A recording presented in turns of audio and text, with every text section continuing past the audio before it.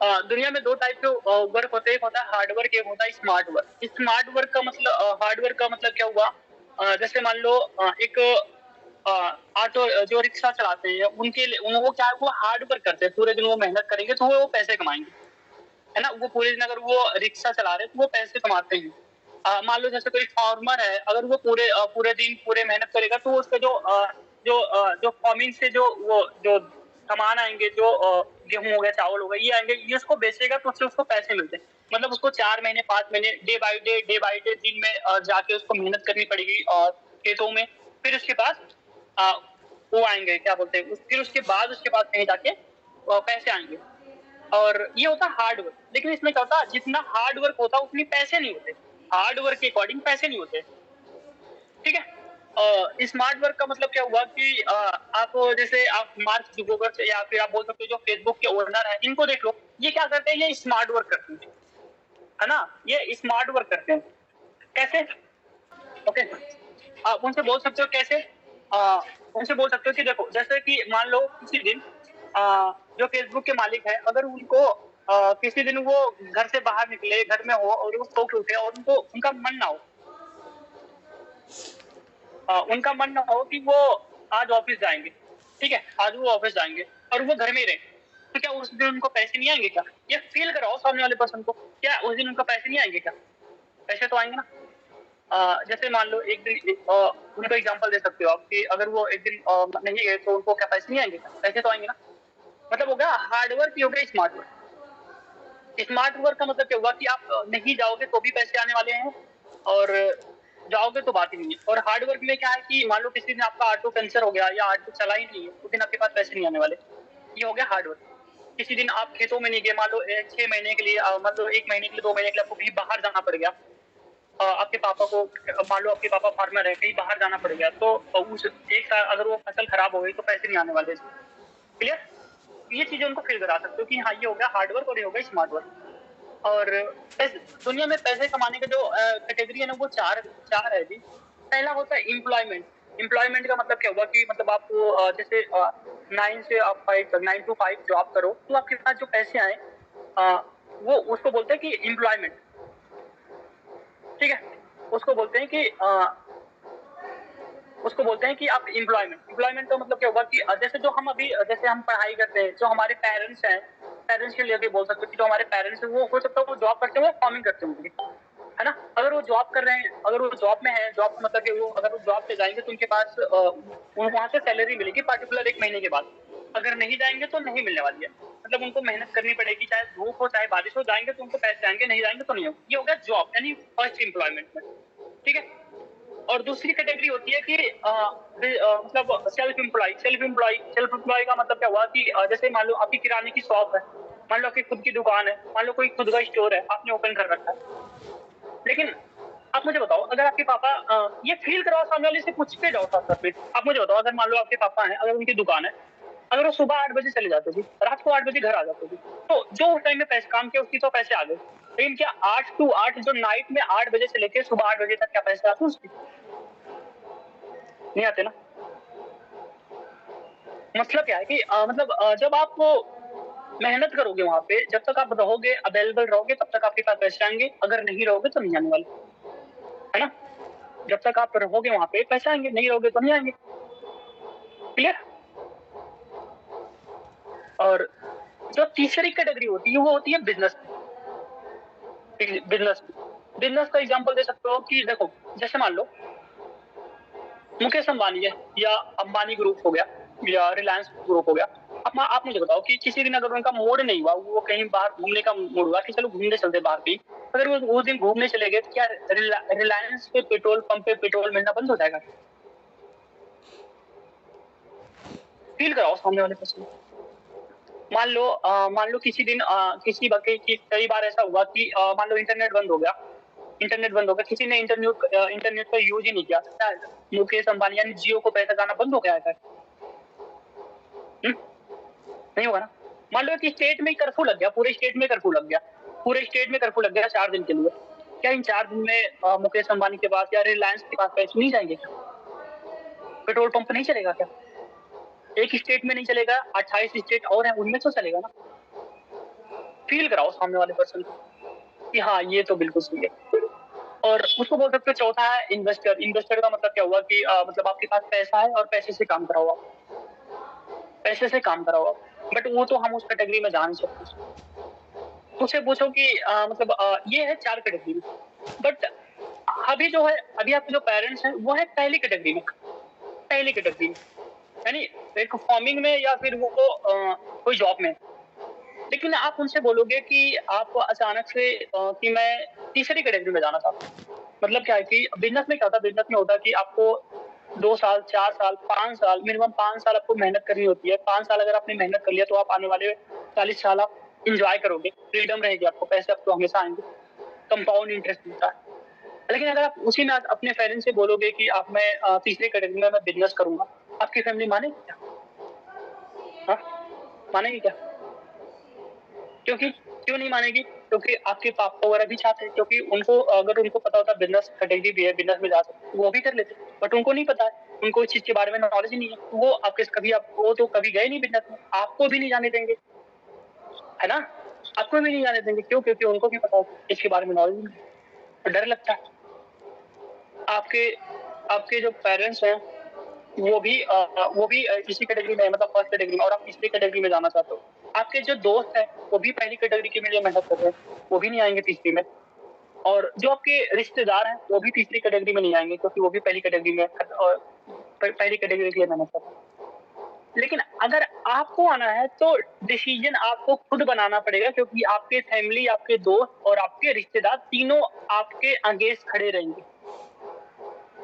अगर आपको तीसरी कैटेगरी में आना है तो आपको एक मेंटोर की जरूरत पड़ेगी, और मेंटोर एक सिस्टम की जरूरत पड़ेगी, और जो यहाँ से मिल जाएगा। आपको सब कुछ हम दे सकते हैं, हमको सब कुछ प्रोवाइड करा सकते हैं, सिस्टम दे सकते हैं, आपको मेंटोर दे सकते हैं, गाइड करने वाला दे सकते हैं। लेकिन एक चीज है जो हम कभी नहीं प्रोवाइड कर पाएंगे, और वो है डिसीजन।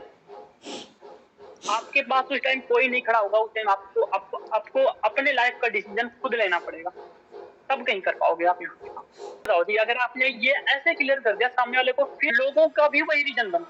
ये तो आपका पर्सनल हो गया ना कि आपने क्यों ज्वाइन कर रहे हो। सामने वाले पर्सन का तो होगा नहीं ना। आपका ड्रीम है, आपको कार लेनी है, बट सामने वाले पर्सन का है कि उसको बुगाटी लेनी है जी, तो फिर कहाँ आएगा? तो फॉरएवर को स्टार्ट करने की फॉरएवर को क्यों स्टार्ट किया?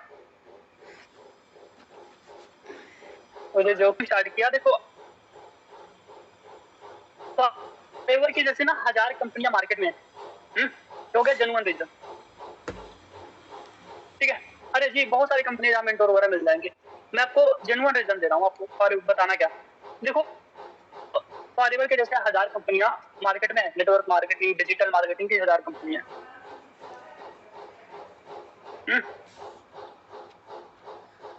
बट मैं जिसके साथ कनेक्टेड हूँ, जो मेरी अपलाइन है, सबसे चीज क्या है कि उनका उनका जो विजन है ना, वो सबसे ज्यादा स्ट्रांग है, सबसे ज्यादा स्ट्रांग विजन है।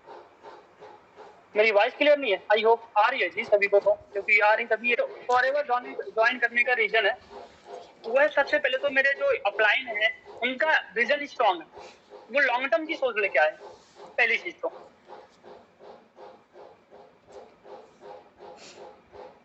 यहाँ पे अगर आप काम करते हो तो कंपनी मैटर नहीं करती है, कंपनी मैटर नहीं करती।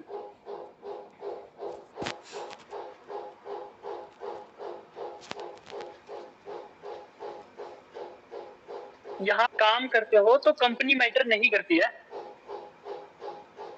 किसके साथ काम करते हो या आप किसके साथ काम कर रहे हो,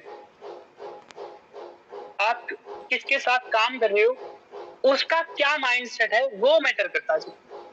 तो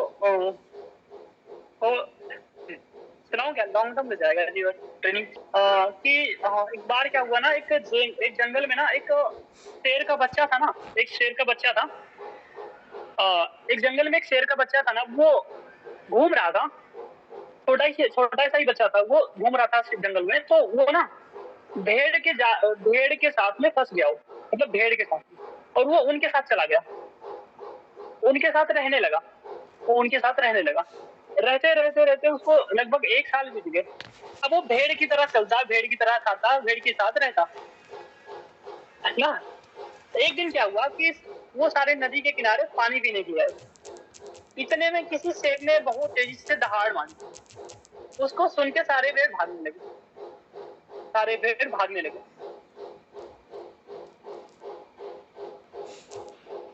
वो सभी भेड़ भागने लगे। इतने में उस शेर ने उस शेर को देखा कि ये तो मेरे जैसा है, लेकिन ये भेड़ के साथ क्या कर रहा। तो उससे बोला कि ये तो मेरे जैसा है और ये इस भेड़ के साथ में क्या कर रहा। और उस शेर के पास गया और उसको लेके उस पानी में दिखाया, बोल देखा कि देख जैसे मैं हूं वैसे तू भी है, जैसे मैं हूं वैसे तू भी है, बस फर्क इतना है कि तू भेड़ के साथ में रहा, इसलिए तो शेर के जैसी जो तेरी पोटेंशियल है वो ऊपर नहीं आ रही है। समझ गए कहने का मतलब क्या है मेरा, कि अगर प्लेटफॉर्म कितना ही बेटर क्यों ना हो, लेकिन अगर आपके अंदर कितनी भी पोटेंशियल क्यों ना हो, लेकिन अगर आपका जो इन्वायरमेंट है ना वही सही नहीं मिला, तो क्या आप कभी हो पाओगे उस लेवल पर कामयाब। यही रीजन है कि जिसके साथ काम करते हो वो ज्यादा मैटर करते हैं। ठीक है, फॉरएवर एक मोनोपोली कंपनी है, फॉरएवर एक मोनोपोली कंपनी है। आप लोगों ने सुना था कभी इसका नाम मोनोपोली? हाँ, किसी को पता हो अगर इसका क्या मतलब होता है तो बताओ। हाँ,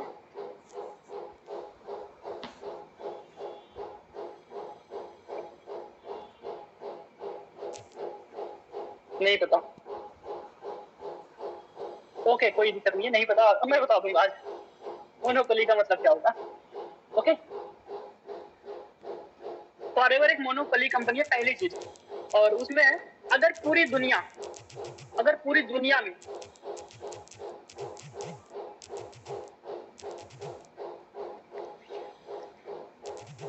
पूरी दुनिया में नेटवर्क मार्केटिंग बंद हो जाए, पूरी दुनिया में नेटवर्क मार्केटिंग बंद हो जाए,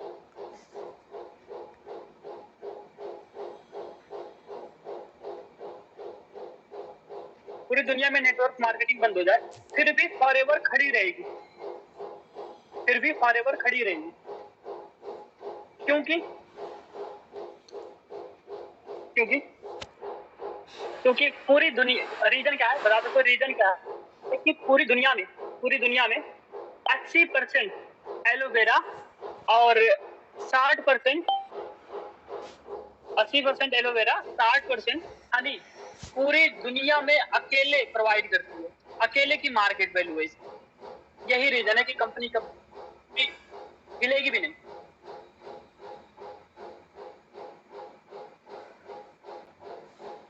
तीसरा रीजन दे सकते हो जी कि मोनोपोली का मतलब होता है, अभी बताऊं या लास्ट में बताऊं?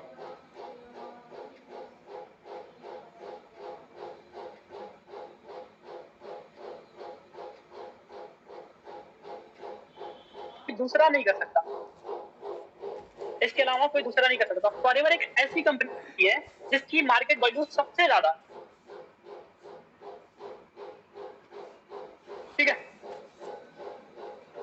मतलब इसकी मार्केट वैल्यू इतनी है, इसका कोई कंपटीशन नहीं है। जैसे मान लो अभी अमेजोन है, अमेजोन को कॉपी कर लिया फ्लिपकार्ट ने, मेसो ने, है ना। फॉरएवर एक ऐसी ब्रांड है जिसका कोई कॉपी नहीं कर सकता, मार्केट वैल्यू 80% से ज्यादा है। क्लियर? ठीक है, इंटीग्रेटेड है, मतलब इसका कोई शेयर होल्डर नहीं है, मतलब कोई शेयर होल्डर नहीं है। जैसे शेयर ये बोल सकते हो कि इसका कोई शेयर होल्डर नहीं है। अब शेयर होल्डर का आप एग्जांपल दे सकते हो आप। शेयर होल्डर का मतलब कि ये मल्टी इंटीग्रेटेड कंपनी है, मतलब ये खुद ही, मल्टी इंटीग्रेटेड का मतलब हुआ है कि ये खुद ही मैन्युफैक्चरिंग से लेके सारा कुछ काम अकेले करती है, इसका कोई थर्ड पार्टी नहीं है। मतलब प्रोडक्ट एलोवेरा उगाने से लेके पैकिंग डिब्बे सारा कुछ अकेले करती है। इससे एक एग्जांपल दे सकते हो आप, एग्जांपल दे सकते हो कोको कोला का नाम सुना आप लोगों ने? कोको कोला का पहले तो बहुत चलता था ना, अब नहीं चलता है ना। उसे बोल सकते हो कि कोको कोला है, मतलब कोको कोला एक ऐसी कंपनी है जो पहले बहुत ज्यादा चलती थी, बहुत ज्यादा चलती थी, बट कंडीशन ये थी कि कोको कोला बनाती थी, बट उसकी जो बोतल है ना वो कोई और बनाता था। ठीक है, उसका जो बोतल है वो कोई और बनाता था। एक टाइम ऐसा आया कि उस कंपनी ने बोतल देने से मना कर दिया कि मैं बोतल नहीं दे पाऊंगी समर में, और बोतल की वजह से वो कंपनी गिर गई, क्योंकि दूसरा कोई इतनी जल्दी भी ज्यादा मैन्युफैक्चरिंग कर नहीं पाया। और उसके बाद वहां पे दूसरा ब्रांड चलने लगा। क्लियर? फॉरएवर देखो मैम ने बताया, फॉरएवर एक ऐसी ब्रांड है जो खुद के दम पे चलती है, मैन्युफैक्चरिंग से लेके पैकिंग सब कुछ खुद ही करती है, रॉ मटेरियल खुद का ही सब कुछ होता है। ये बता सकते हो, ये हो गए जेन्युइन रीजन। अगर कोई पर्सन जाके वो गूगल पे भी सर्च करेगा तो वो उसको मिल जाएगा।